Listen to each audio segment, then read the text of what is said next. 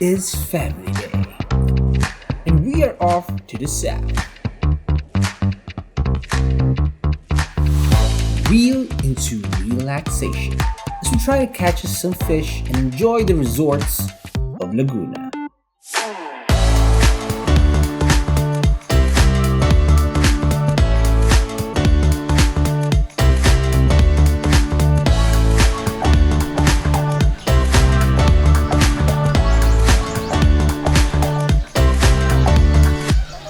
Okay guys, welcome back to the vlog, and we are here now in Pila, Laguna, and we are here in Pita Fishing Recreational Resort. So we just came here for our family outing because my father wanted to fish, so we decided to look around some fishing spots here in around near Manila. So we saw this in Google, so we tried it, and yeah. Let's try to catch some fish. Look at there. As you can see there's so many fishes there. Wow, look at that. They're lining up from there. And I'm not sure if you can see that in camera. But look at that. Even the birds are trying to get those fishes. So let's try if we can get one of those. Let's see.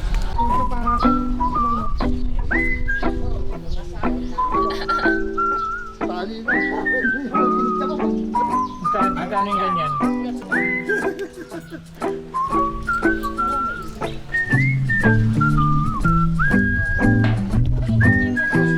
Ito malaki. Yan malaki oh. Malaki ah.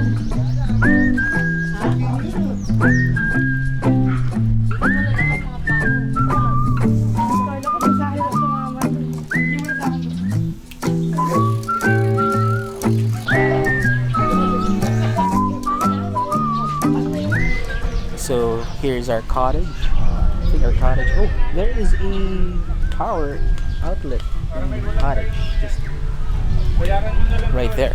So yeah, there's also light. You can also stay here for dinner and still do some fishing.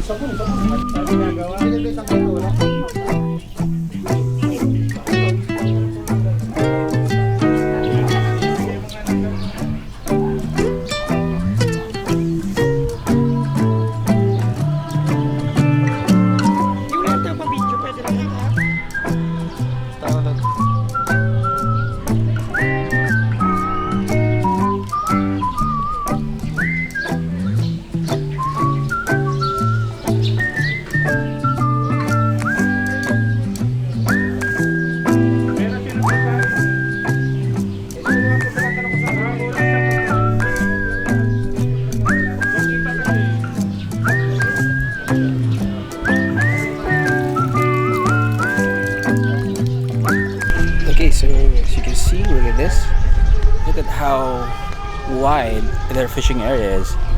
So we have fished about like 2 hours, and we already caught around actually we caught almost a kilo, or maybe a kilo, I'm not sure. But when we first tried fishing, I mean, we tried reeling out one fish.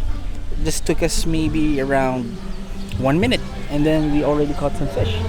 So I guess there's so many fish here that you can catch. So doesn't matter if you're a beginner, you can always try. And for me, it's like really relaxing and somehow addicting. If you wanted to try some fishing here, so look at this. I have my brother here. It's gonna be brother-in-law. He's just wanted to take some pictures. I don't know why. So yeah, look at that. I actually caught one big fish. I'm gonna put it on camera somewhere here. And yeah, sadly we're not gonna take it home because we don't have a cooler. And yeah, so I have to cut out this vlog for a while because my brother wanted to take some pictures. So say hi to the vlog. Hello.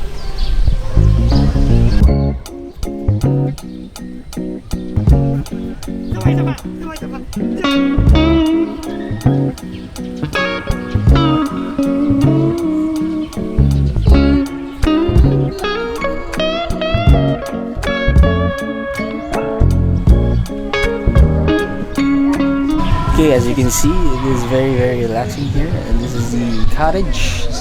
Well, we actually occupied two cottages, but we just rented one cottage, and yeah, everything here is very cozy. What? So Hindi to yung arms niya. yeah, Ang daming so I'm scratch. guessing you can also eat here. They have a restaurant, but it takes 30 minutes before the food arrives here because their restaurant is around the bayan. So yeah, you have to wait. But you can also bring foods. I'm not sure of how much the corkage fee is, but they have a sari-sari store which we all bought some decaf and some chips, and then there's like soft drinks. So yeah, you just go here, relax, do some fishing, or you can. There's also a swimming pool, which I'm gonna show you in a bit.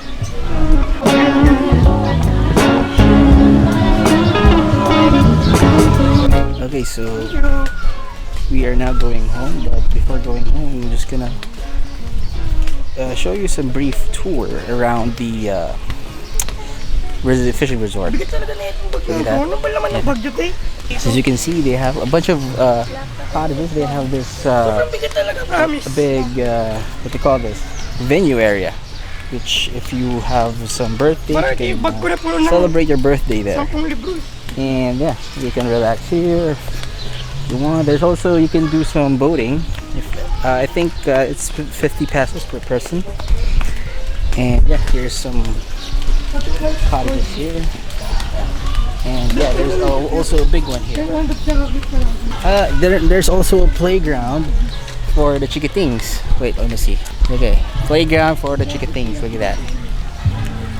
And yeah, and I told you there's a pool here, so let me show you the pool area.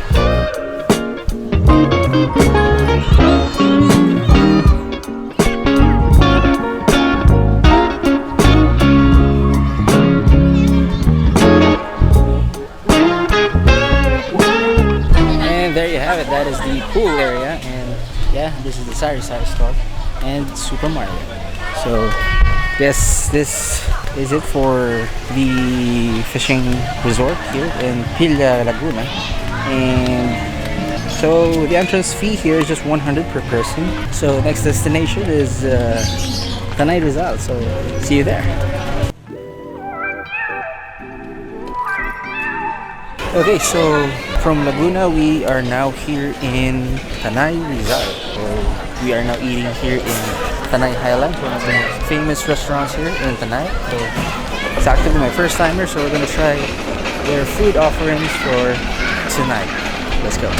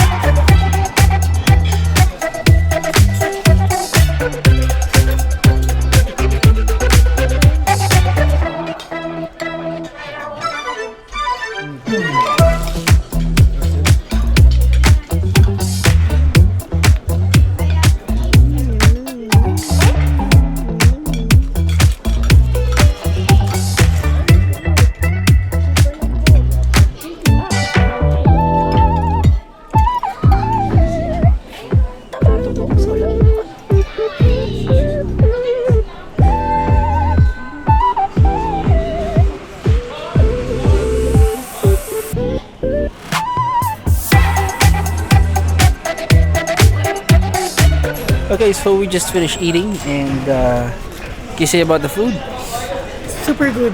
Yeah, the food here is really good. We ordered pork ribs for me. We also ordered lechon Macau. He ordered beef tapa. Beef tapa, Hungarian sausage, and pulled pork. That's like pulled pork nacho. The beef Paris for Uncle Senna. So we already have every food that we tasted was good. So definitely this is a highly recommended place to eat if you are here in Tanay. So yeah, after I guess we're gonna conclude the vlog here for today. I mean tonight because it's already night time. So catch us in the next vlog and don't forget to, well, I don't say like and subscribe, but goodbye.